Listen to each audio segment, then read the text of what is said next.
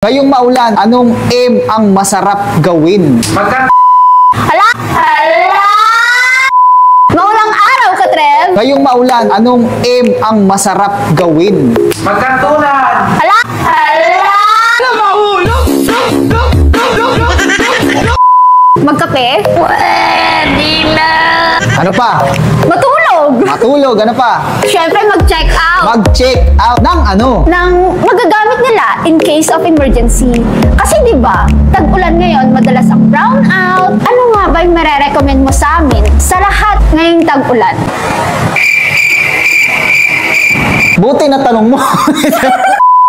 Ayan, magandang tanong, no? Kaya tayo nandito ngayon kasi papakita natin sa kanila yung mga pwede nilang magamit in case of emergency. So lahat na nakikita nyo dito, ito po ay all rechargeable. Simulan natin sa emergency lights. Ito hindi lang naman to sa hallway o sa labas ng bahay ginagamit. So pwede mo rin itong gamitin sa loob ng bahay mo, lalo na kung gusto mo yung malakas yung ilaw. So itong ating mga emergency lights, kaya nilang tabagal ng 6 to 8 hours. Pwede mo siya magamit, sobrang useful in case of emergency. Ang next naman natin ay itong emergency light bulb. So, paano ba ito naging emergency light bulb? So, hindi siya kasi ginagamitan ng kuryente. I mean, ginagamitan siya ng kuryente, pero kung makikita nyo, hindi siya connected sa wire, hindi siya connected sa live wire, pero napapailaw natin siya. Dahil sa meron siyang nagsisilbing switch, no? Yung itsura niya para siyang receptacle. Tapos, meron siyang hook.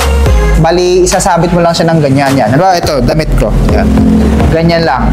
Tapos, meron ka ng emergency na ilaw. So, ito po ay rechargeable din at magagamit mo ito in case of emergency. Siyempre, kung meron tayong emergency lights, hindi mawawala ang ating flashlight. So, meron tayo dito dalawang magkaibang flashlights. Isang Firefly and isang Omni. So, pakita mo sa kanila yung Firefly.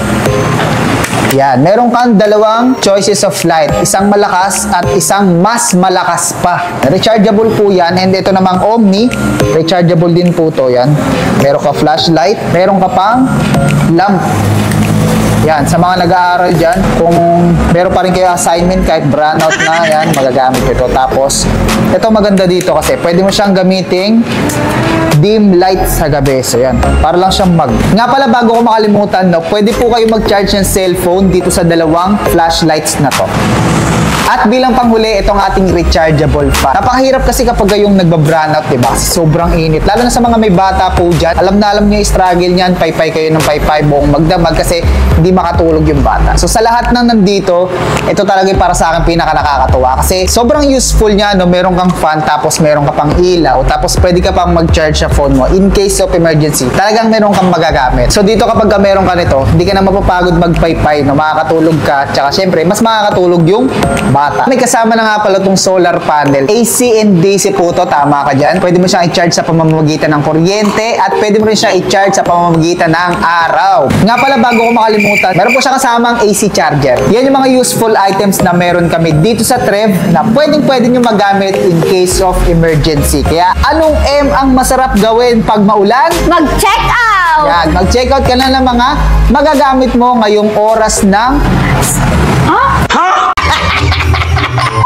ngayong oras ng Sakuna! yan. Kaya ano pang hinihintay mo, kaibigan? Pumunta ka na dito sa ating physical store. Malapit lang po kami sa SM. Sugod na! Valenzuela. Ay! Akala ko sugod na! Malapit lang po kami sa SM. Valenzuela! Kaya ano pang hinihintay mo? Sugod na!